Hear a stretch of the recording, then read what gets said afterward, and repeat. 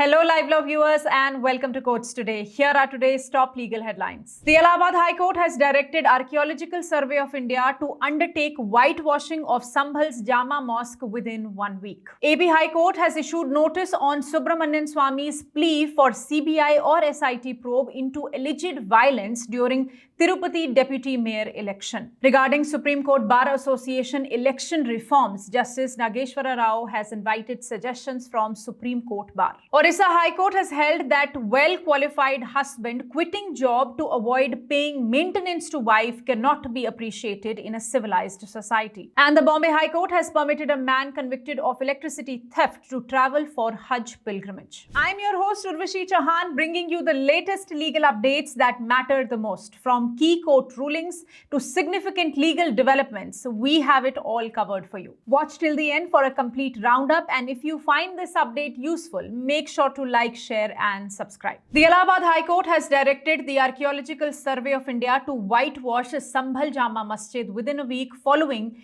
the agreement made in 1927 between the mosque management and the government. The court has specified that only necessary areas should be whitewashed and the mosque committee must reimburse ASI for the whitewashing within 1 week after the work has been completed. For your knowledge, the 1927 agreement between the mosque custodians and the British government stated that no repairs, changes or new construction could be done at the Sambhal Jama Masjid without the district magistrate's approval. The custodians agreed not to damage, remove or alter any part of the mosque or build anything nearby without permission. The Archaeological Survey of India is now responsible for its maintenance and repairs to ensure proper preservation. Justice Rohit Ranjan Agarwal today passed this order while deciding on the application filed by the Mosque Committee to allow whitewashing before Ramzan. The High Court also criticized ASI's lawyer Manoj Kumar Singh for claiming that the Mosque Committee had been doing the whitewashing for years, which allegedly damaged the building. The judge questioned as to why ASI never intervened before if this was the case,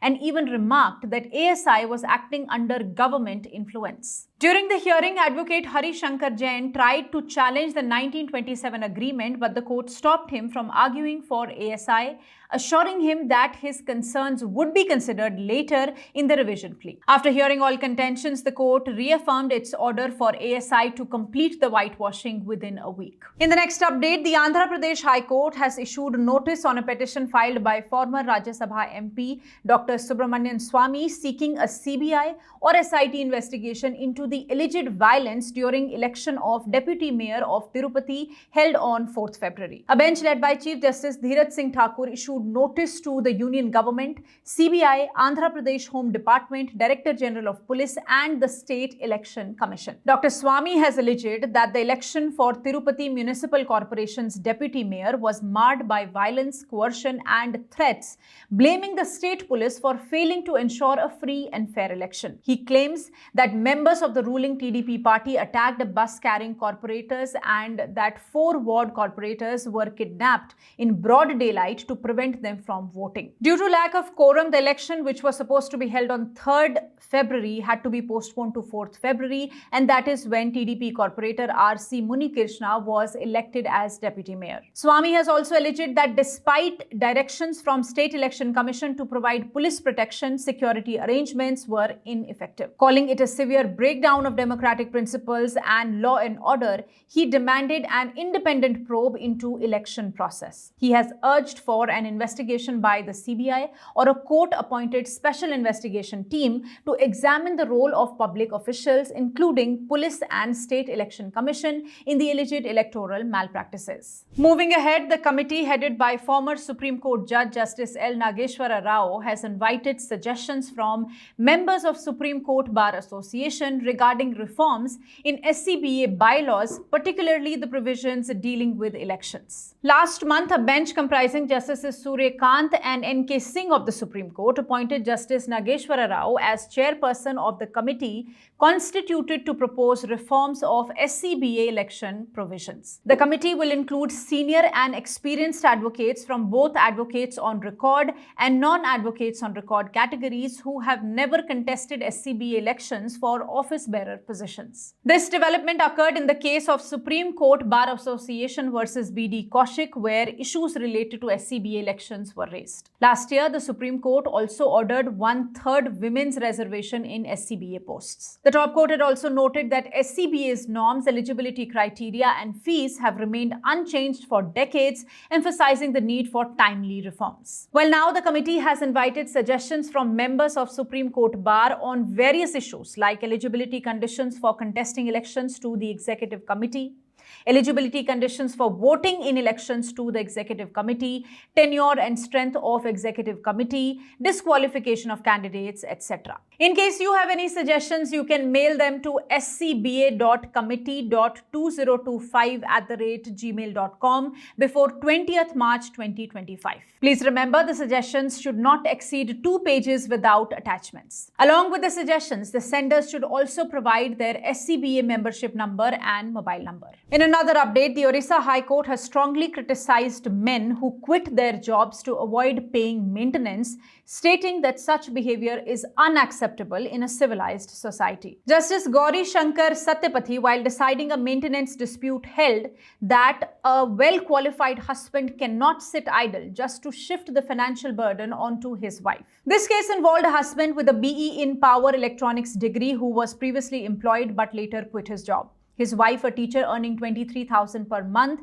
had filed for divorce and sought maintenance for herself and their child. The family court directed the husband to pay 15,000 per month as maintenance and 10,000 for litigation expenses, effective from 22nd April 2017. Dissatisfied with this order, the husband challenged it in the Orissa High Court, claiming that he was jobless and had no source of income. But the High Court has rejected his plea, stating that qualified individuals who deliberately remain unemployed should not be encouraged. The court emphasized that maintenance should be determined based on lifestyle, education, financial status, and rising cost of living to ensure a standard of living similar to what the wife and child were used to before separation. The court also clarified that children are entitled to maintenance under Section 24 of the Hindu Marriage Act, even though the law explicitly mentions only spouses. The High Court has dismissed the husband's petition, stating that his plea of joblessness was not convincing. It emphasized that spouses with high qualifications must make sincere efforts to earn and cannot use unemployment as an excuse to avoid responsibilities. And lastly, the Bombay High Court has allowed a 43-year-old businessman, Rahim Khan Sandhu Khan, convicted of electricity theft, to travel abroad for Hajj pilgrimage from April 2025 to September 2025. The court noted that his appeal against the conviction, which has been pending since 2016, is likely to be heard soon. Let me tell you, Khan was booked in 2007 for stealing electricity and was convicted in 2016 under Section 135 of the Indian Electricity Act. The Sessions Court sentenced him to 2 years in prison, but he immediately appealed to the High Court, which granted him bail and suspended his sentence in October 2016. Since his appeal has been pending for years, Khan requested the court to allow him to perform Hajj, stating that it is compulsory in his religion. Justice Abhay Bhagwase granted permission for Khan's travel, considering the religious significance of Hajj